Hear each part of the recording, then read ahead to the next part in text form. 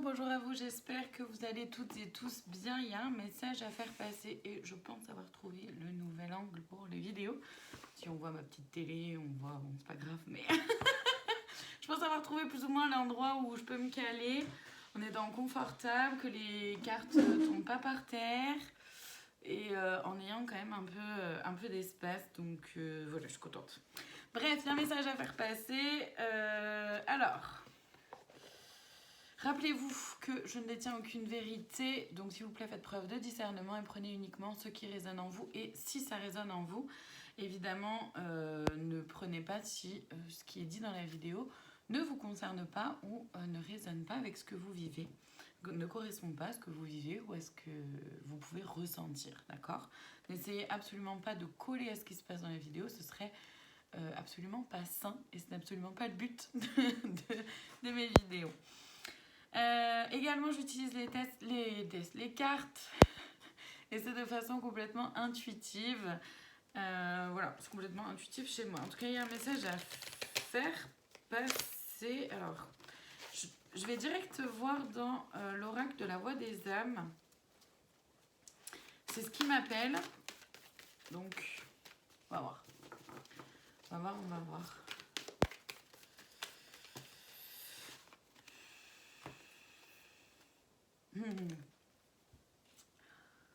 Alors, en fait, il y a la carte de l'enfant qui arrive, un des enfants, et la carte du calme. Il s'agit, en fait, là, ouais, il y a pas mal de colère qui ressort, d'agacement, de ressentiment, d'énervement. On est facilement irrité. Il y a possiblement aussi des problèmes un peu de sommeil, l'impression de ne plus savoir ce qu'on fait là, quoi. Un peu l'idée. Et ça peut regrouper vraiment différents domaines de vie, voire un peu tous les domaines. Vous voyez ce qu'elle a pour vous. Et en fait, là, ce qu'on nous dit avec ces cartes-là, c'est que là, l'enjeu, le défi qui est à relever en ce moment, c'est de retourner vers son enfant intérieur, mais aussi du côté, dans le sens de retrouver cet émerveillement qu'on a quand on est enfant, pour un peu tout, de retrouver aussi cette simplicité de dire, cette simplicité d'agir. C'est aussi de retrouver ce qui nous fait vraiment envie. Quand on est enfant, on vit tout à fond.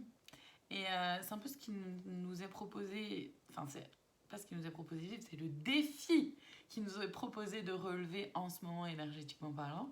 Donc autant vous dire qu'en ce moment, il y a beaucoup de colère, il y a beaucoup d'énervement, d'agacement qui ressortent, puisque le défi à relever, c'est d'être calme et de retrouver son côté un peu plus enfant, un peu plus d'émerveillement, de simplicité et d'enthousiasme aussi, et du coup de retourner vers ce qui vraiment nous anime, ce qui est complètement aligné avec soi. Donc comme ça, c'est le défi à relever de rester calme, tout ça, bah forcément, en ce moment, c'est qu'il y a beaucoup d'agacement, de ressentiment, de colère, d'énervement, de trucs qui nous viennent nous titiller, qui émergent, quoi, qui ressortent. Très bien, merci. On va aller voir, je vais aller voir des précisions dans l'oracle de l'ombre et de la lumière. Voir un peu ce double jeu là qui peut se faire. Voilà, vrai self, faux self. C'est ça, c'est-à-dire d'être vraiment pleinement et entièrement soi-même ou de porter un masque. On a le choix, on a tout le temps le choix. On a toujours le choix. Donc, qui est-ce que j'ai envie d'être? Qui est-ce que j'ai envie d'être déjà avec moi-même? Est-ce que je me montre telle que je suis déjà moi-même? Est-ce que je me mens à moi-même aussi ou pas? Est-ce que j'arrive à me regarder vraiment telle que je suis ou pas? Et pareil, du coup, avec les autres, avec qui est-ce que j'arrive vraiment à être moi-même? Avec qui est-ce que j'ai pas besoin de porter de masque? Et dans les autres sphères de ma vie, quand je porte un masque, pourquoi est-ce que je porte ce masque-là?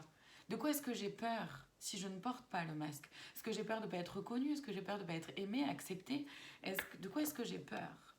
Parce que ça vous permettra, en répondant à ces questions-là, ça vous permettra de vraiment bien comprendre ce qui se joue à l'intérieur de vous, ce qui se vit en fait à l'intérieur, et les peurs qui sont sous-jacentes, et vous allez voir comme vos peurs dirigent énormément vos vies. Ce qui est très dommage finalement. Autant que ce soit l'amour, justement le côté plus enfant, plus l'émerveillement, la joie, l'enthousiasme. Ensuite, demander, dire, bah oui, voilà.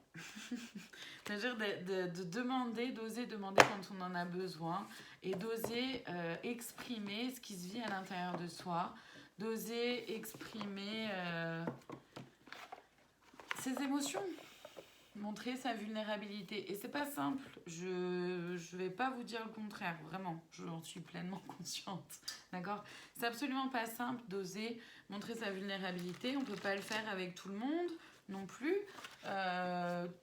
Tout le monde n'est pas non plus apte à pouvoir recevoir cette sensibilité-là ou cette vulnérabilité-là. Ouais, 2 conseils, j'ai demandé les conseils, donc il y a le premier qui arrive, c'est le pouvoir de changer. Il s'agit de